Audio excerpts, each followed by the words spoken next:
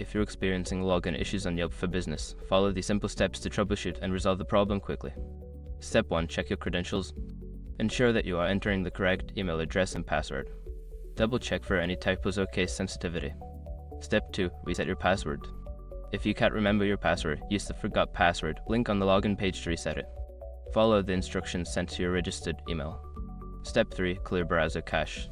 Sometimes cache data can cause login issues. Clear your browser's cache and cookies, then try logging in again. Step 4. Try a different browser or device. Don't continue before doing this.